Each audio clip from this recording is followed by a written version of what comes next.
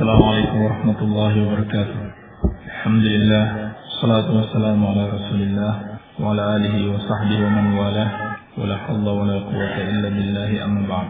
Insyaallah taala kita akan melanjutkan kajian kitab Ad-Durarul Bahiyah Masail Fiqhiyah karya Imam Al-Allamah Muhammad bin Ali Asy-Syaukani rahimahullah taala. Kita masuk pada bab yang baru, yaitu bab tayammum. Qala al-muallif rahimahullah, yustabahu bihi ma yustabahu bil wudu wal ghusl. Dibolehkan dengannya apa yang dibolehkan dengan wudu dan mandi. Dibolehkan dengannya apa yang dibolehkan dengan wudu dan mandi. Liman la yajidul ma'a, bagi siapa yang tidak mendapatkan air. Dibolehkan dengan tayammum untuk mengamalkan hal-hal yang dibolehkan dengan wudu dan mandi. Liman la yajidul ma'a, bagi siapa yang tidak mendapatkan air. Aw khasyat darara min istimalihi, atau khawatir darar, bahaya dari menggunakan air, maka boleh dia tayammum. Wa a'dha'uhu al-wajhu thumma al-kaffan, dan anggotanya adalah wajah kemudian dua tangan, yakni telapak tangan. Yamsahuhuma marratan, seorang mengusapnya sekali, mengusap wajah dan tangannya sekali, bidorbatin wahidatin, dengan satu tepukan, nawiyan musammiyan, dengan berniat dan menyebut nama Allah Subhanahu wa taala. Wa nawaqiduhu nawaqidul wudu, dan pembatal-pembatalnya adalah pembatal-pembatal wudu. Jadi sama, pembatal tayammum dan pembatal wudu. Dari matan ini ada beberapa masalah. Yang pertama tentang fungsi wudu, fungsi tayammum. Yang kedua, sebab-sebab yang membolehkan tayammum. Yang ketiga, tata cara tayammum. Yang keempat, hal-hal yang membatalkan tayammum. Ini 4 masalah yang terkandung di dalam matan Ad-Durarul Bahiyah bab tayammum. Baik. Lalu menjelaskan tayammum maknanya adalah secara bahasa al-qasdu, lughatan al-qasdu, itu bermaksud melakukan sesuatu. At-tayammum lughatan al-qasdu. Baik. Wastilahan, adapun secara istilah yang dimaksud dengan tayammum adalah at-ta'abbud lillahi azza wa jalla, beribadah kepada Allah Subhanahu wa taala biqasdi as-sa'id, dengan bermaksud menggunakan as-sa'id, yakni ma'ala wajhil ardh, apa yang ada di atas permukaan bumi, litatahhur bihi, untuk bersuci dengannya, ala sifatin makhsusah wa kaifiyatin makhsusah, dengan sifat yang khusus dan cara yang khusus.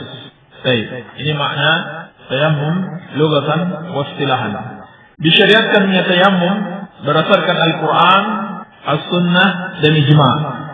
Dalam Al-Qur'an seperti firman Allah Subhanahu wa taala dalam surat An-Nisa ayat ke-43.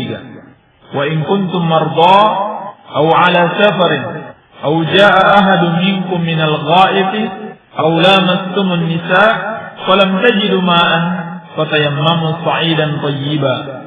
Apabila kalian sakit atau dalam satu perjalanan safar, atau kembali dari WC, atau berhubungan dengan istri-istri kalian, falam tajidu ma'an, lalu kalian tidak mendapatkan air, fatayammamu sa'idan thayyiba, maka bertayammumlah dengan sa'id yang suci. Famsahu biwujuhikum wa aydikum, usaplah wajah-wajah kalian dan tangan-tangan kalian.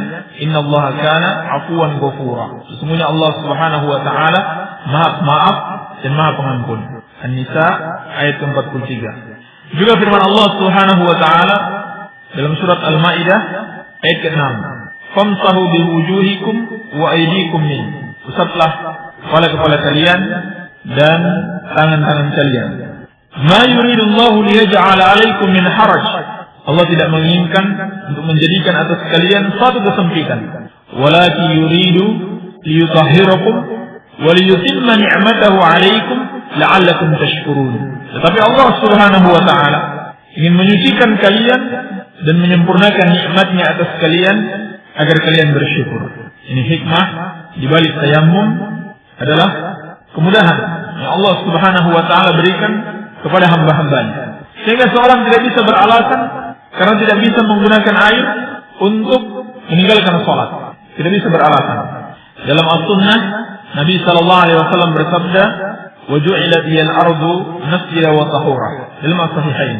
Dijadikan untukku bumi ini sebagai masjid, ini sebagai tempat sujud, seluruh hamparan bumi sebagai tempat sujud, illal maqbarah wal hammam, kecuali pekuburan dan kamar mandi atau WC.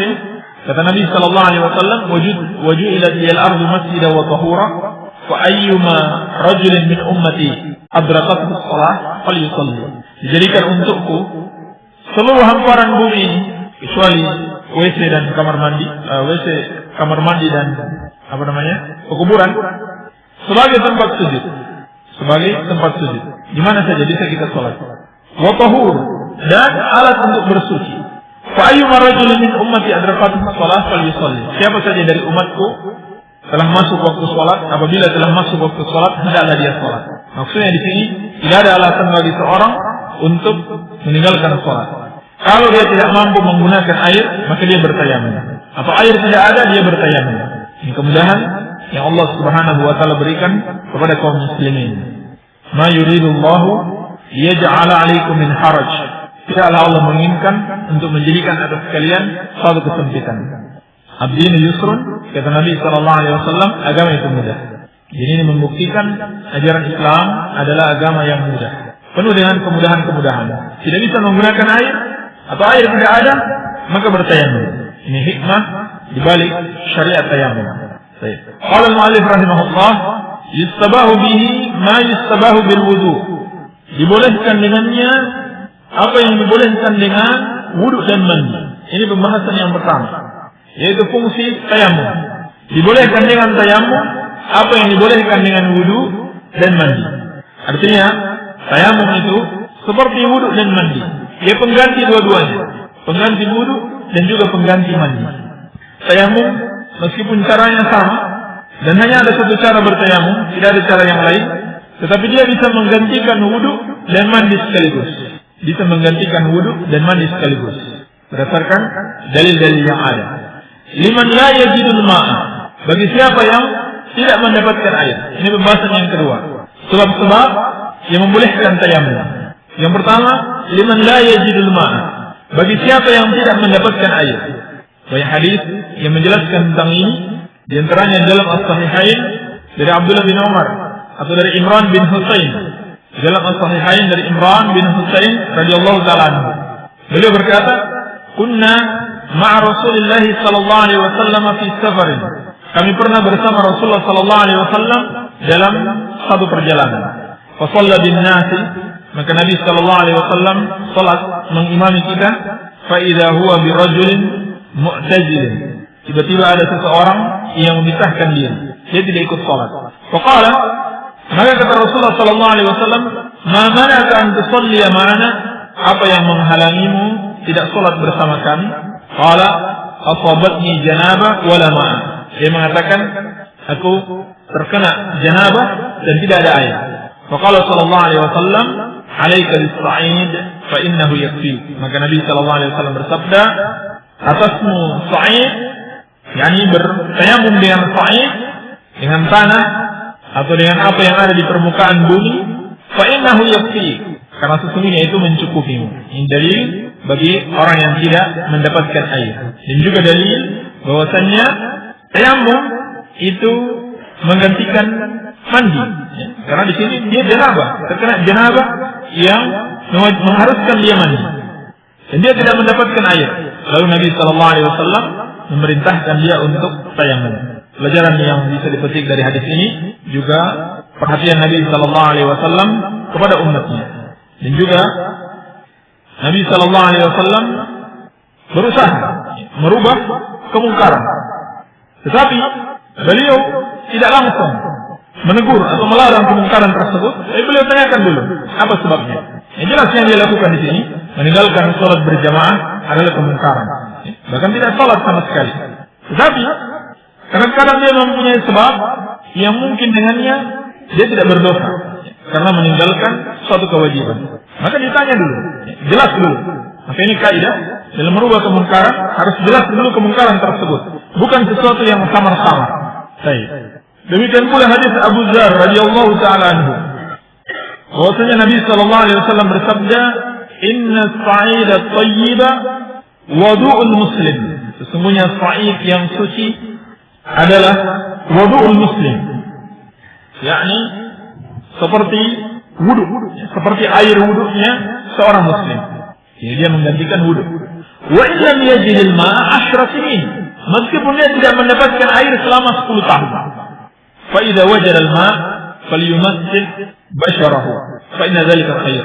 Apabila dia mendapatkan air, maka hendaklah dia mencuci kulitnya, karena sesungguhnya yang demikian itu lebih baik. Hadis diriwayatkan oleh Ahmad, Abu Dawud, At-Tirmidzi, dan disahihkan oleh Syekh Al-Albani di dalam Al-Irwa, juga dalam Al-Mishkah, juga dalam Sahih Abi Dawud dan Sahih Tirmidzi. Baik. Kata Nabi sallallahu alaihi wasallam, "Inna as-sa'ida thayyiba wudu'ul muslim wa in lam yajid al-ma'a 10 sinin." Sesungguhnya sa'id yang suci bagaikan air wudunya seorang muslim walaupun dia tidak mendapatkan air selama 10 tahun. Hadis ini menunjukkan orang yang tidak mendapatkan air maka boleh baginya tayammum, dan juga menunjukkan tidak ada batasan waktu. Tidak ada batasan waktu berapa lama harus bertayamum ketika kita tidak mendapatkan air. Walaupun 10 tahun. 10 tahun ini maksudnya bukan batasan. Bukan suatu pembatasan. Artinya walaupun 10 tahun lebih atau kurang air tidak ada, boleh bagi seseorang untuk bertayamum. Baik. Ini sebab yang pertama. Sebab yang pertama yang membolehkan tayamum. Au khasyya ad-darara min istimalihi. Yang kedua, atau seorang khawatir, takut akan suatu bahaya dari menggunakannya, dari menggunakan air. Misalkan seorang sakit, kalau dia menggunakan air, dia khawatir akan semakin lama sembuhnya, atau sakitnya bertambah parah, maka boleh dia bertayamum. Atau dalam cuaca yang sangat dingin sekali, khawatir kalau dia mandi, maka akan semakin memperparah penyakitnya, maka boleh dia bertayamum. Disebutkan oleh Asy-Syarih, dalil dikeluarkan oleh Imam Abu Dawud, Ibnu Majah, Daruqutni dari Jabir bin Abdullah radhiyallahu taala anhuma, beliau berkata, "Kharajna fi safarin." Kami keluar dalam satu safar. Fa asaba rajulan minna hajarun. Maka salah seorang dari kami tertimpa batu. Fa shajjahu fi ra'si. Lalu melukainya di kepalanya. Tsumma ihtalam. Kemudian dia mengintibah. Fasala ashabahu. Lalu dia bertanya kepada sahabatnya, "Hal tajiduna li?" Situ dicetakan lahu. Untuk lahu atau li? Li? Baik. Ini punya cetakan anak lahu. Yang benar li. "Hal tajiduna li rukhsatan fit tayammum?" Apa kalian mendapatkan untuk rukhsah, keringanan untuk bertayamum? Faqalu, "Ma najidu laka rukhsatan." Mereka menjawab, "Kami tidak menemukan atau mendapatkan keringanan untukmu. Wa anta taqdiru 'ala al-ma'." Padahal kamu mampu menggunakan air. Jadi ini bukan persoalan mampu tidak mampu, tapi khawatir. Faghtasala famata. Lalu ia pun mandi dan meninggal dunia. Falamma qadimna 'ala Rasulillah sallallahu alaihi wasallam, maka ketika kita datang kepada Rasulullah sallallahu alaihi wasallam, akhbarnahu bidzalik. Kami kabarkan kejadian tersebut. Faqal, lalu kata Nabi sallallahu alaihi wasallam, qatalahumullah. Mereka telah membunuhnya, semoga Allah membunuh mereka. Ala sa'alu islam ya'lamu. Ini doa ya, bukan doa keburukan. Ini ada sebuah hadis di silsilah al-hadis as-sahihah yang pertama tentang Muawiyah. Penjelasan tentang Muawiyah. Nabi sallallahu alaihi wasallam pernah mendoakan keburukan kepada beliau. Lalu Nabi sallallahu alaihi wasallam bersabda yang maknanya, siapa yang aku doakan keburukan dan dia tidak berhak mendapatkan keburukan itu, maka itu akan berubah menjadi kebaikan baginya. Itu akan berubah menjadi kebaikan baginya. Silakan dirujuk silsilah hadis sahihah Syekh Al-Albani rahimahullahu taala, hadis yang pertama tentang kisah Muawiyah radhiyallahu anhu. Ala sa'alu idlam ya'lamu. Kenapa mereka tidak bertanya ketika mereka tidak tahu? Wa inna ma shifa'ul 'ayyi as-su'al. Hanyalah obat kebodohan itu dengan bertanya. Obat kebodohan dengan bertanya. Inna ma kana yakfihi ayyatayammam. Hanyalah baginya cukup untuk bertayamum. Cukup untuk bertayamum. Baik. Kemudian lanjutannya ini dhaif. Lanjutan hadisnya wa yus'ibu 'ala jarhihi, adalah dia mengusap di atas lukanya. yakni setelah diperban diusap di atas lukanya. Tsumma yamsah alaih, diperban, tsumma yamsah alaih, lalu dia mengusapnya, wa yaghsilu sa'ira jasadihi, kemudian dia mandi atau mencuci seluruh anggota tubuhnya. Sebab dijelaskan di Hamish Syekh Al-Albani rahimahullah taala, lanjutannya itu dhaif. Jadi yang sahih sampai di inna makana yakfihi ayyatayammum. Seterusnya adalah dhaif. Demikian pula ada faedah jelaskan Syekh Al-Albani dalam Hamish tentang masalah mengusap di atas perban. Andaikan hadisnya sahih, maka hadis ini dalil bolehnya mengusap di atas perban. Tapi hadisnya tidak sahih dan tidak ada hadis yang sahih yang membolehkan mengusap di atas perban. Tidak ada hadis yang sahih. Baik. Yang benar, kalau seorang lukanya diperban, ya sudah dibiarkan saja, tidak perlu diapa-apain, tidak perlu diusap, tidak perlu juga dicuci. Biarkan saja seperti itu. Karena Allah Subhanahu wa taala berfirman, "Fattaqullaha mastata'tum." Bertakwalah kepada Allah sekemampuan kalian. Baik. Ini hadis menunjukkan bahwasannya orang yang khawatir apabila dia mandi bisa memperburuk keadaannya karena satu penyakit atau luka, maka boleh dia bertayammum. Demikian pula disebutkan oleh Asy-Syarih hadis Amr bin As radhiyallahu taala anhu, lamma ba'athahu Rasulullah sallallahu alaihi wasallam fi ghazwati Dzat as-Salasil. Ketika Rasulullah sallallahu alaihi wasallam mengutusnya pada perang Dzat as-Salasil. Fahtarama fi lailatin baridah. Lalu beliau junub, mimpi basah pada malam yang sangat dingin. Fatayammama wa shalla bi fatayammamu wa shalla bi ashabihi. Lalu beliau bertayammum dan salat mengimami sahabat-sahabatnya. Falamma qadimu zakaru dzalika li Rasulillah sallallahu alaihi wasallam. Ketika mereka datang ke Madinah, mereka menceritakan hal itu kepada Rasulullah sallallahu alaihi wasallam. Faqal, lalu beliau bersabda, "Ya Amr, as-sallaita ma'a ashabika wa anta junubun?" Wahai Amr, apakah engkau salat bersama sahabat-sahabatmu padahal engkau sedang junub? Faqala, maka Amr menjawab, "Dzakartu qaulullah ta'ala." Aku mengingat, ketika itu aku ingat firman Allah Subhanahu wa taala, "Wala taqtulu anfusakum." Janganlah kalian membunuh diri-diri kalian. Innallaha kana bikum rahima. Sesungguhnya Allah penyayang kepada kalian. Fatayammamtu tsumma shallaitu. Maka aku pun bertayammum, kemudian aku salat. Ini dia khawatir kalau mandi itu sama saja dengan bunuh diri. Karena cuaca sangat dingin sekali. Fadhahika Rasulullah sallallahu alaihi wasallam wa lam yaqul syai'a. Maka Rasulullah sallallahu alaihi wasallam pun tertawa dan tidak mengatakan sesuatu. Artinya Rasulullah sallallahu alaihi wasallam membenarkan apa yang beliau lakukan. Rawahu Ahmad wa Darqutni wa Ibn Hibban wal Hakim wa akhrajahu al-Bukhari ta'liqan. Hadis sahih. Baik. Ini dalil-dalil yang menunjukkan bolehnya seorang bertayammum apabila dia khawatir suatu bahaya jika dia menggunakan air. Walaupun air itu ada, tapi tidak mengapa dia bertayammum kalau dia khawatir bahaya. Dan ini dua sebab yang disebutkan oleh al-muallif rahimahullah taala yang membolehkan seseorang bertayammum. Dan dari sebab yang kedua ini, yakni khawatir adanya darar, adanya bahaya, maka min babil aula lebih pantas lagi wujud darar. Apabila dararnya memang sudah ada, jadi mungkin bisa ditambahkan sebab yang ketiga, adanya darar. Kalau yang kedua, dararnya belum ada, baru khawatir. Yang ketiga, sudah ada darar.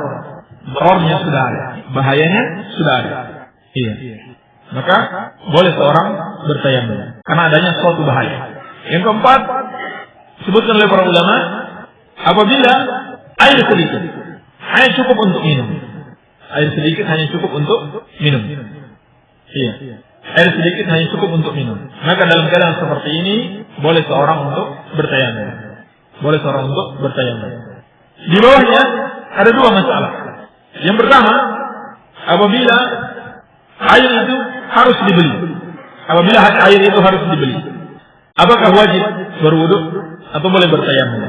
Yang sahih dilihat keadaannya. Kalau seorang mampu membeli, tidak memudaratkannya, tidak membuat dia nanti kelaparan, tidak bisa beli makanan misalkan, maka wajib baginya untuk membeli. Karena tidak sempurna satu kewajiban kecuali dengannya, maka dia wajib.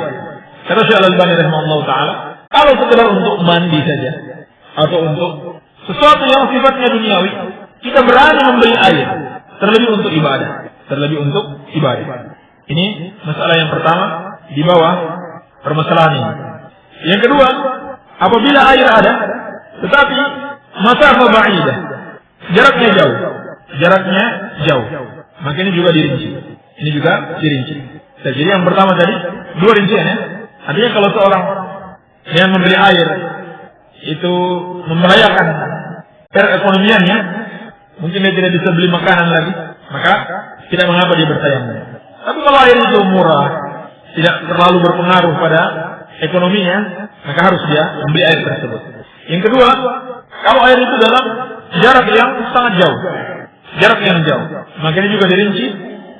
Kalau masih mampu mendapatkannya dan tidak keluar waktu sholat, maka harus diusahakan. Ini juga dari penjelasan Syekh Al-Albani rahimahullah taala, beliau mengatakan dhabitul amr al-istita'a wal qudrah.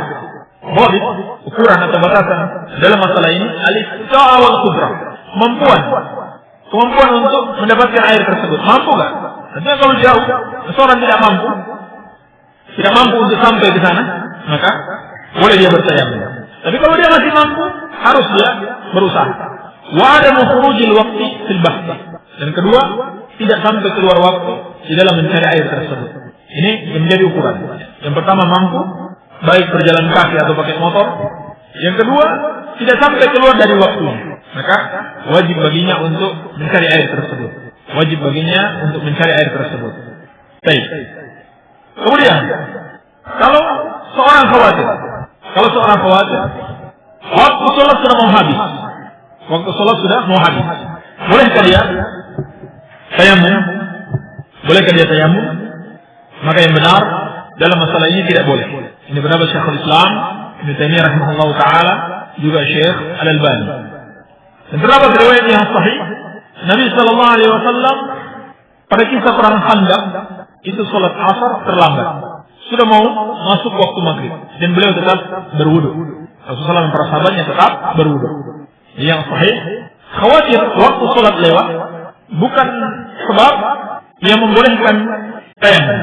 Karena tidak ada dalil yang membolehkan hal tersebut. Dan juga orang yang dalam keadaan seperti ini khawatir waktu sholat habis, 2 keadaan.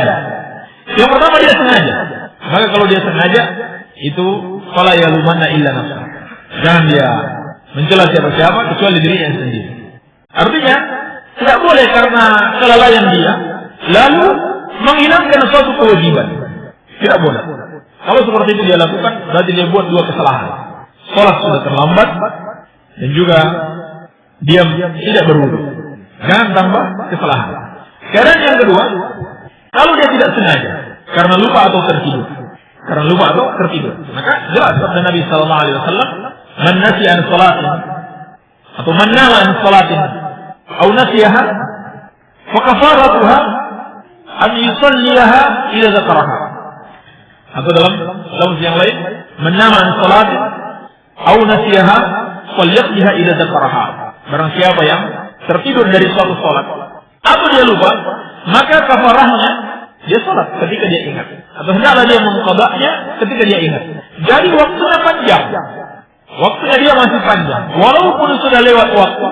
Tapi karena dia tidak sengaja lupa atau tertidur, maka itu masih dianggap sebagai waktunya, walaupun sudah keluar waktu. Misalkan seorang tertidur sholat zuhur atau lupa tidak sholat zuhur, teringatnya sudah waktu asar, sudah keluar waktu, maka tidak ada ukuran waktunya habis di situ. Tidak bisa kita katakan waktunya sudah habis.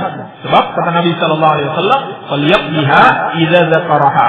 Hendaklah dia mengqadanya ketika dia mengingatnya. Artinya tidak ada batas waktu baginya. Maka yang benar dalam masalah ini, seorang yang khawatir waktu sholat lewat, tidak dibolehkan baginya untuk bertayamum. Dalil yang paling kuat karena tidak adanya dalil yang membolehkan hal tersebut. Ini masalah ibadah, harus adanya dalil. Baik. Ini penjelasan sebab-sebab yang membolehkan seseorang untuk tayamum. Mungkin yang terakhir tentang masalah safar. Apakah safar merupakan sebab membolehkan seseorang tayamum walaupun ada ayat? Karena Nabi sallallahu alaihi wasallam bersabda, "Wa in kuntum marda aw 'ala safar." Apabila kalian sakit atau sedang melakukan safar, perjalanan, maka tidak ada sebuah hadis yang sahih yang mendukung pemahaman tersebut. Demikian pula tidak ada riwayat dari sahabat yang mendukung pemahaman tersebut, bahwa safar termasuk hal yang membolehkan seseorang untuk bertayamum. Dan bahkan Syekhul Islam Ibnu Taimiyah rahimahullahu taala sebagaimana dalam Majmu' al-Fatawa juz ke-21 halaman 351. Beliau berkata, "Ittafaqal muslimuna ala annahu idza lam yajid al-ma'a fi as-safar tayammama wa shalla ila an yajid al-ma'a. Fa idza wajada al-ma'a fa alayhi isti'maluhu." Kata beliau rahimahullah, "Ittafaqal muslimun." Kaum muslimin sudah sepakat. Kalau kita dapati ucapan seperti ini maksudnya ulama, bukan seluruh kaum muslimin yang awam sekalipun. Maksudnya ulama sepakat bahwasanya seorang yang tidak menemukan air di dalam safar hendaklah dia bertayamum dan salat. Ila ayyajidal ma', sampai dia mendapatkan air. Fa idza wajadal ma', apabila dia mendapatkan air, fa alaihi isti'maluhu, maka wajib baginya untuk menggunakan air tersebut. Jadi kaum muslimin, maksudnya ulama sudah sepakat. Safar bukan sebab yang membolehkan seorang itu tayamum. Kalau dia sudah mendapatkan air, walaupun dalam keadaan safar, wajib baginya untuk berwudu. Wajib baginya untuk berwudu. Baik, semoga bermanfaatnya. Billahi taufik. Subhanakallahumma wa bihamdika, asyhadu an la ilaha illa anta, astaghfiruka wa atubu ilaik. Wa sallallahu ala nabiyyina Muhammadin wa alihi wasallam. Walhamdulillahirabbil alamin. Demikian tadi apa yang telah disampaikan oleh Ustaz Abu Abdullah Sufyan, dan insyaallah kita memasuki sesi tanya jawab. Dan alhamdulillah pertanyaan yang kemarin pun masih banyak yang belum disampaikan oleh Ustaz Abu Abdullah Sufyan, dan insyaallah mudah-mudahan pertanyaan-pertanyaan sedikit demi sedikit insyaallah mudah-mudahan bisa dijelaskan oleh Ustaz Abu Abdullah Sufyan. Dan kami beritahukan lagi sekali lagi kepada para pendengar radio dakwah salafiyah yang ingin bertanya, silakan kirimkan pertanyaannya melalui SMS ke nomor 085353020304. Baik, mungkin itu yang ingin disampaikan, maka kami persilakan kepada Al-Ustaz Abu Abdullah Sufyan.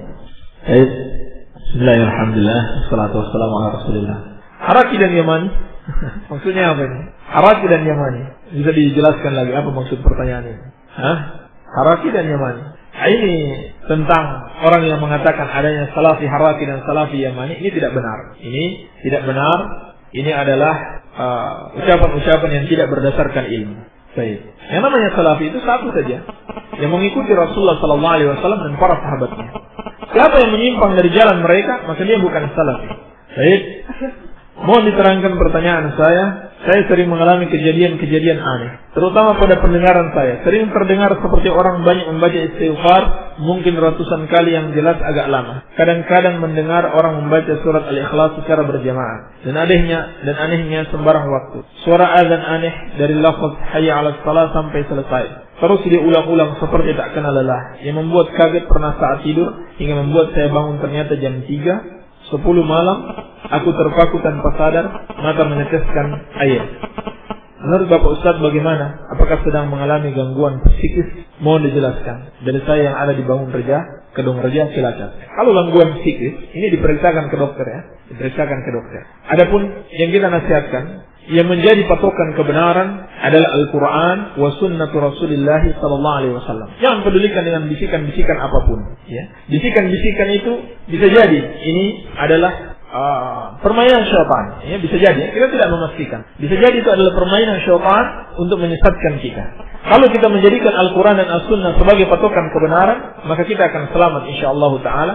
Jangan pedulikan bisikan-bisikan itu. Karena bisikan-bisikan itu bisa jadi sesuai dengan Al-Quran, bisa jadi bertentangan. Dan bisa jadi syaitan menipu. Awalnya sesuai dengan Al-Quran. Kalau kita sudah percaya, terus dia menyimpangkan kita yang bertentangan dengan Al-Quran wa Sunnah. Jadi jadikan patokan kebenaran adalah Al-Quran dan As-Sunnah seperti yang dipahami dan diamalkan oleh Rasulullah SAW dan para sahabatnya.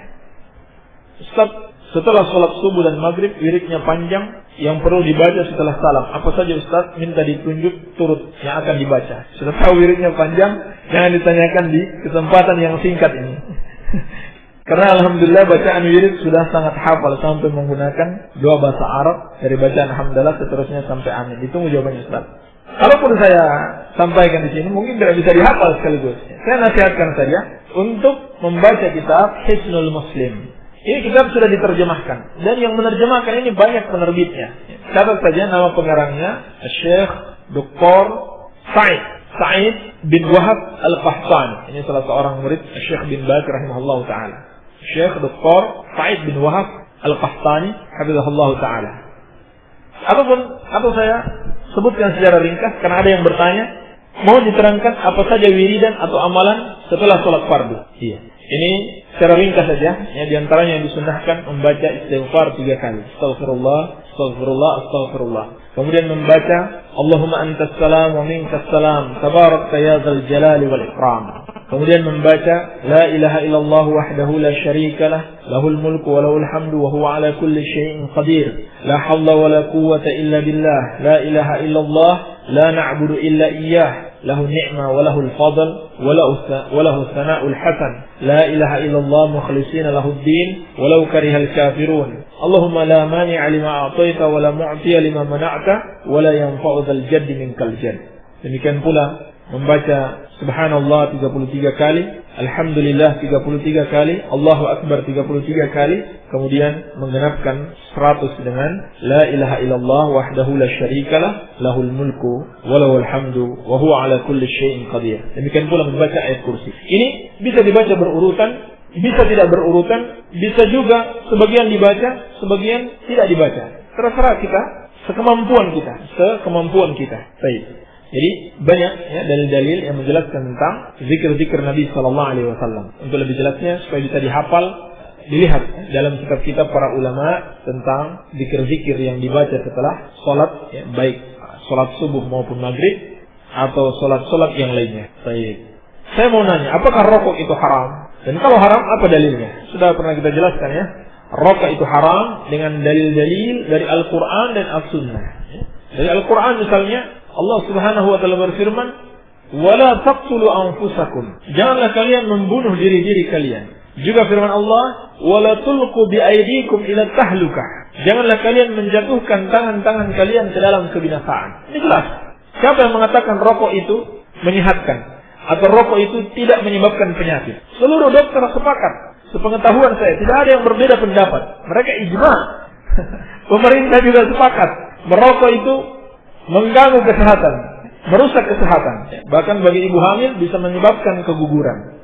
Jadi semua yang bisa membahayakan diri di dalam Islam dilarang. Jelas dalil-dalilnya. Apalagi kalau sampai membahayakan orang lain. Nabi SAW bersabda, la dharar wa la dirar. Tidak boleh membahayakan diri sendiri dan tidak boleh membahayakan orang lain. Ini dosanya lebih besar kalau sampai menzalimi orang lain. Nah, ini akan dimintai pertanggungjawaban pada hari kiamat. Dan juga dalil tentang larangan boros, larangan menyia-nyiakan harta. Ini jelas, larangan menyia-nyiakan harta. Itu teman-temannya syaitan. Iya. Ini lebih dari sekedar menyia-nyiakan harta. Ini ada uang, harta yang Allah berikan, kemudian dibakar. Ini jelas bentuk penyia-nyiaan harta. Padahal banyak saudara-saudara kita kaum muslimin yang membutuhkan bantuan kita. Iya. Kalau semua perokok di Indonesia ini, kalau dikumpulkan uangnya, insya Allah tidak ada pengemis di Indonesia. Ya. Tidak ada anak-anak jalanan. Baik. Bisa direalisasikan insya Allah. Apakah wanita yang benci kepada sunnah poligami hukumnya kafir? Padahal Nabi kita beristri banyak. Iya, hukumnya kafir. Kalau dia benci pada syariat poligami tersebut. Adapun kalau dia benci secara tabiat, dia tidak suka kalau suaminya menikah lagi. Bukan karena dia benci syariat, makanya tidak mengapa. Ini tidak mengapa. Tapi kalau dia benci syariatnya, maka dia kafir. Iya. Nah, maka hati-hati. Ini bukan permasalahan sepele. Iya. Baik. Tetapi benci yang kita katakan tidak apa-apa, ya, tidak boleh sampai menghalangi ya, suaminya mau poligami. Karena itu menghalangi sesuatu kebaikan. Dan bahkan kalau suami khawatir, kalau dia tidak poligami bisa terjerumus pada perselingkuhan, wajib baginya untuk poligami. Iya, ini wajib hukumnya. Kalau dia khawatir, kalau saya tidak nikah lagi ini saya bisa terjerumus pada perselingkuhan yang haram, maka wajib baginya untuk menikah. Kalau menghalangi suatu kewajiban, jelas adalah perbuatan dosa. Iya. Dan orang-orang kafir mengerti masalah ini, mengerti bagaimana cara merusak kaum muslimin. Di antaranya dengan pacaran bagi yang belum menikah, yang sudah menikah dengan perselingkuhan. Sampai ada penelitian katanya, 1 dari 5 orang yang sudah menikah itu berselingkuh. Nauzubillah min dzalik, karena mereka tidak mau mengamalkan petunjuk Nabi sallallahu alaihi wasallam dengan berpoligami. Saya pernah ikut jamaah tabligh dan saya ragu, di situ tidak boleh bicara fikih. Sehingga tergolong aliran apa? Aliran sesat. Dari Faiz Kedung Reja, Cilacap. Tolong dijawab sekarang. Permasalahan fikih adalah bagian dari permasalahan agama. Bagaimana bisa seorang muslim melarang berbicara tentang agama? Ya. Tidak ada aliran yang benar kalau melarang kita berbicara tentang agama. Yani saling mengajarkan. Berbicara tentang agama maksudnya saling mengajarkan, saling menasihati. Apakah aliran yang benar atau ajaran yang benar melarang seseorang untuk berbicara tentang agama Allah Subhanahu wa taala, mempelajari fikih? Ini tidak benar, ini jelas. Dan ini sebenarnya cuma bagian kecil dari penyimpangan jemaah tabligh. Ada yang lebih besar, yang jauh lebih besar daripada itu, seperti yang telah kita sebutkan kemarin ya, tentang isi kitab Fadail A'mal, ya, yang seakan-akan sudah menjadi kitab suci bagi mereka. Ya.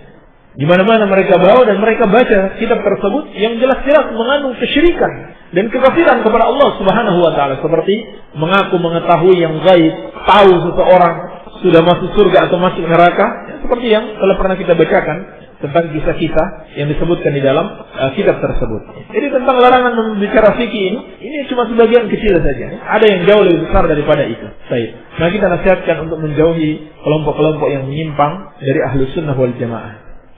Saya pernah melihat seseorang mendirikan sholat, akan tetapi ia tetap menggendong tas yang ada di tubuhnya.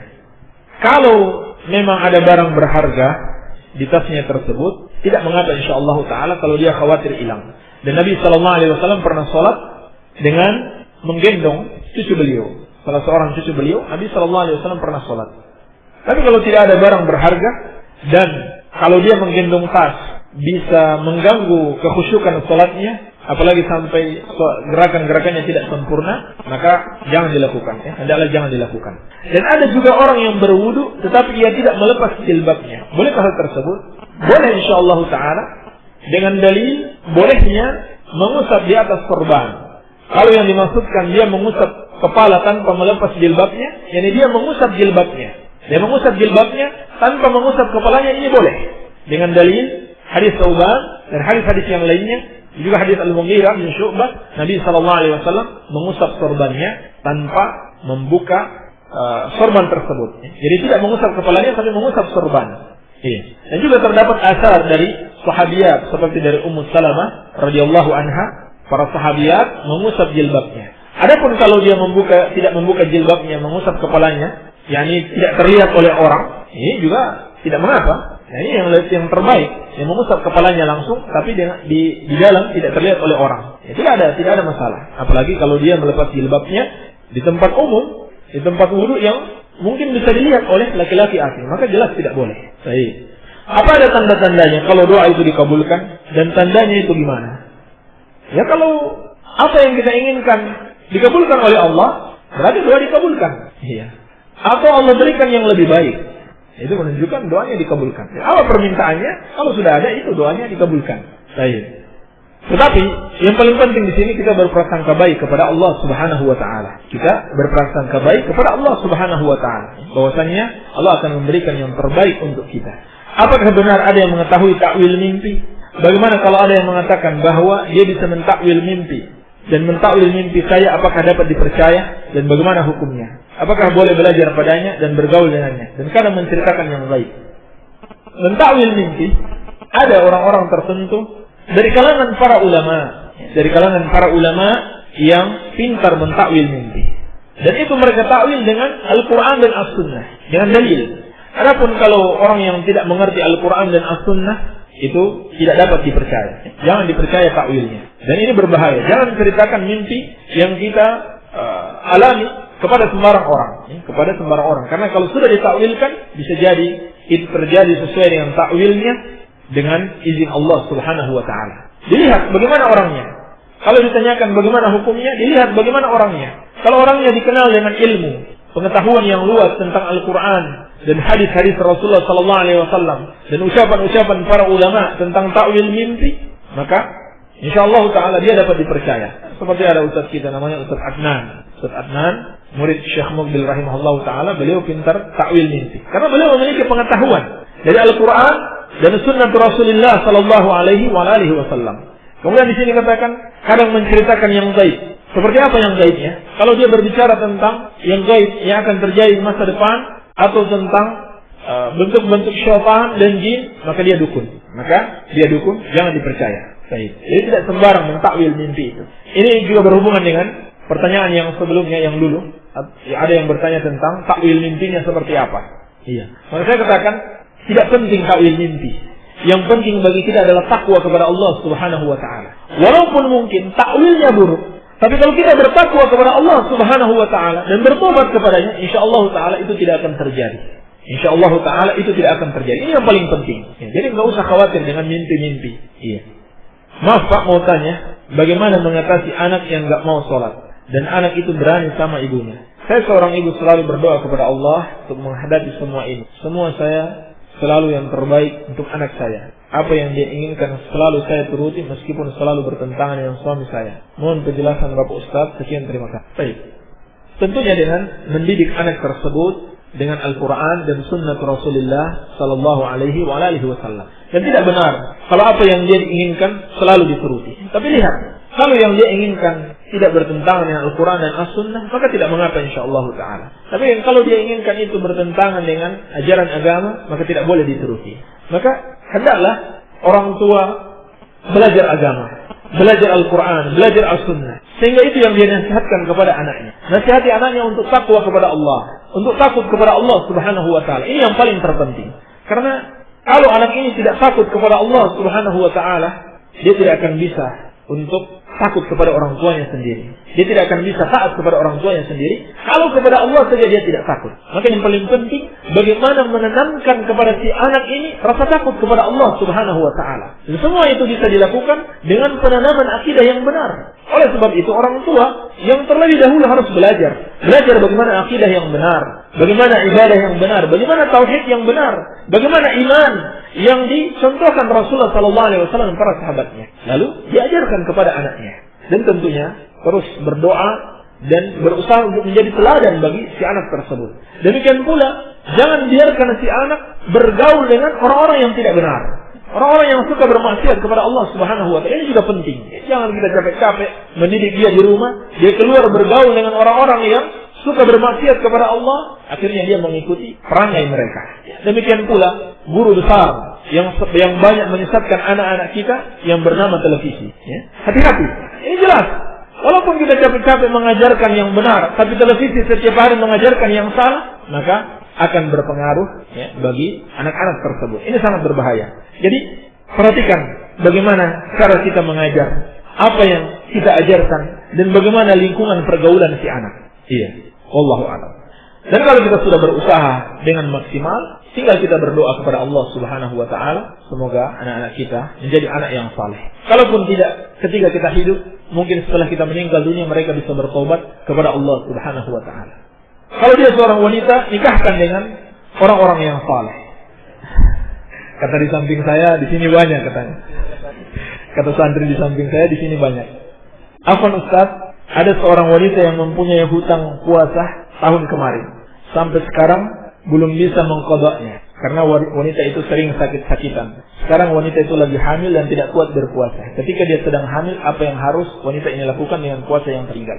Sama dengan yang tadi, yakni mengqada kalau sudah sembuh, kalau sudah tidak hamil, kalau sudah kuat berpuasa. Itu saja. Tidak ada dosa baginya. Saya bisa cukupkan dulu. Ini yang bisa saya sampaikan. Lebih dan kurangnya mohon maaf. Yang benar itu dari Allah Subhanahu wa taala, dan yang salah dari kebodohan kami dan dari kesalahan. Subhanaka Allahumma wa bihamdika asyhadu an la ilaha illa anta astaghfiruka wa atubu ilaik. Wa sallallahu ala nabiyyina Muhammadin wa alihi wasallam. Walhamdulillahirabbil alamin.